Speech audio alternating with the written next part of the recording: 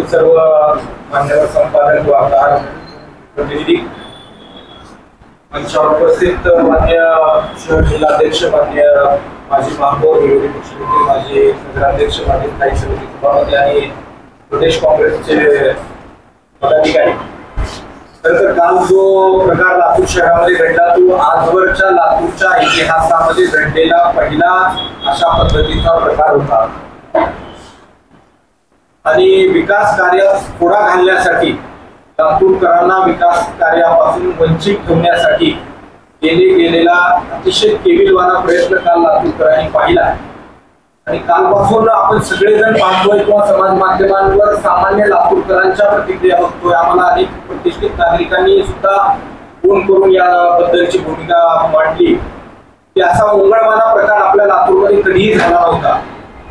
एखाद्या विकास कार्याचं भूमिपूजन करणं हा तिथल्या स्थानिक लोकप्रतिनिधीचा अधिकार असतो. नव्हे त्याच्या पुढे जाऊन मी हे म्हणू इच्छितो की हे जी काही विकास कामं होती ते 2022 साली आमच्या काँग्रेस पक्षाकडे सत्ता महानगरपालिकेचे असताना, राज्यामध्ये मंत्री अमितजी देशमुख साहेब असताना 68 कोटीची योजना मंजूर झाली आणि त्या योजनेतला पहिला टप्पा सुमारे 58 कोटीची कामं ही मागच्या काळात पूर्ण झाली. मात्र 10 कोटीची कामाची पुनर्मान्यता त्याला देऊन पुनर्निवड करून ही कामं हाती घेण्यात आलेली आहेत. त्यामुळे आम्हीच मंजूर करून आणलेल्या योजनेचं शुभारंभ किंवा भूमिपूजन करणं याचा संवैधानिक अधिकार हा आम्हालाच आहे. आणि दुसरीकडं मागच्या 3 वर्षापासून महानगरपालिकेवर प्रशासक असताना, राज्यात आणि देशात विरोधी पक्षाची सत्ता असताना रस्ते आणि नालीसाठी 1 रुपयाचा छदाम निधी सुद्धा या विरोधकांनी मंजूर करून आणलेला नाही.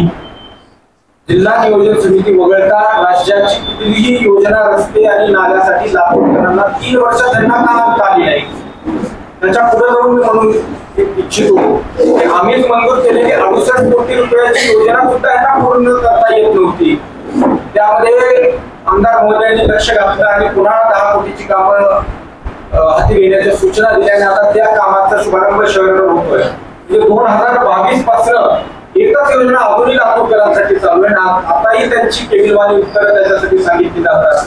कोण म्हणतं की आता अंडरग्राऊंड ड्रेनेजसाठी रस्ते फोडायचे आणि पुन्हा रस्ते करायचे का.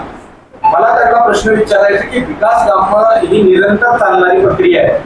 त्यामुळे कुठले तरी काम करत असताना इतर कामं होऊच नयेत अशी भूमिका खरं तर योग्य नाही. आपण बघता मोठ्या शहरांमध्ये मेट्रोचं काम चालू असेल, इतर योजना चालू असतील, याचा अर्थ असा नसतो की रस्ते नालीची कामच होऊ नये. आणि आज आमचा लातूरचा प्रत्येक सामान्य नागरिक हा रस्ते नाली या मूलभूत सोयी सुविधासाठी असुसलेला असताना त्याला विकासापासून वंचित ठेवण्याचं काम विरोधी पक्षाने करू नये असं आपल्या माध्यमातून आम्ही आवाहन करतो.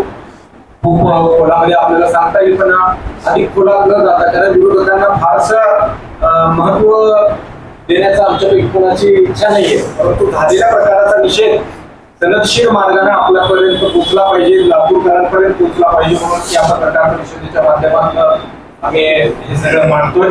खरं तर तात्या म्हणाल्यासारखं खरं आहे की विरोधी पक्षामध्ये अंतर्गत नेता कोण याच्या कुरबुड्या असल्यामुळं एकमेकाला प्रस्थापित करण्यासाठी असे प्रकार त्यांनी चालवलेले.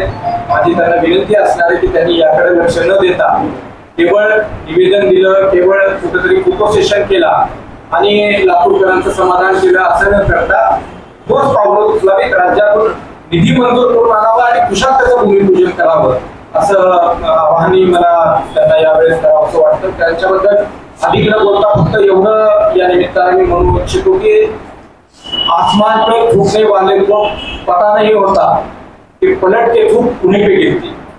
आणि कालपासून जे लातूरकरांच्या प्रतिक्रिया आपण अनुभवतो ते त्याच पद्धतीने.